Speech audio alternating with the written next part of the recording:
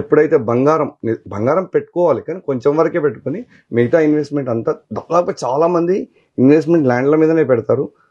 చాలా బిలియనర్స్ కానీ ఎవరైనా కానీ వాళ్ళు సంపాదించిన దానికన్నా భూమి మీద పెట్టి ఇన్వెస్ట్మెంట్ చేసే సంపాదించిందే ఎక్కువ ఉంటుంది.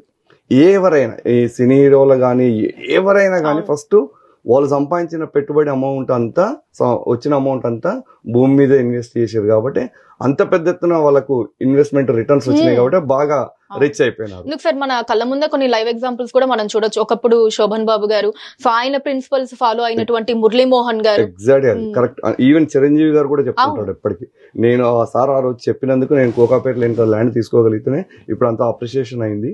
వర్క్ చేసి దాని మీద వచ్చే డబ్బుతోని దానికన్నా ఎక్కువ ఇన్వెస్ట్మెంట్ చేసిన దాని మీదనే ఎక్కువ మేము సంపాదించగలిగినాం అనుకుంటున్నాం. రీసెంట్ గా కూడా వాళ్ళ సిస్టర్స్ కి ఏదో ల్యాండ్ మాట్లాడుతూ ఓపెన్ స్టేజ్ లో ఫంక్షన్ లోనే అసలు నానక్రామ్ కూడా దగ్గర ఏదో వ్యవసాయం చేసుకుందాం ఎప్పటికైనా ఉంటుందిలే అన్నట్టు కొన్ని ఏకర్స్ ఆఫ్ ల్యాండ్ తీసుకుంటే అది అసలు కొన్ని కోట్లు అయిపోయింది అని చెప్పడం కూడా జరిగింది. అప్పుడు ఇన్వెస్ట్మెంట్ చేసిండు కాబట్టి ఇప్పుడు ఆయనకు అంత వాల్యూ వస్తుంది.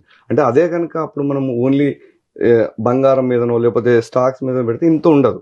కాబట్టి ల్యాండ్ ఎప్పటికీ ల్యాండ్, బంగారం కన్నా ఎక్కువదే ల్యాండ్. సో ల్యాండ్ మీద ఇన్వెస్ట్మెంట్ చేసే వాళ్ళకి ఎప్పటికైనా ఒకటే ఒక సూచన, ఎంత అమౌంట్ ఉంటే అంత అమౌంట్ వాల్యూది. మీ దగ్గర కొంచెం ఉంటే కొంచెం దూరమైనా తీసుకోండి, కానీ ల్యాండ్ మీద ఇన్వెస్ట్ చేయండి కంపల్సరీ. వాళ్ళు ఎప్పటికైనా కింగ్లే అవుతారు. అనువైన స్థలం, అందమైన గృహం, ప్రశాంతమైన జీవితం మా స్వప్నం, మా లక్ష్యం.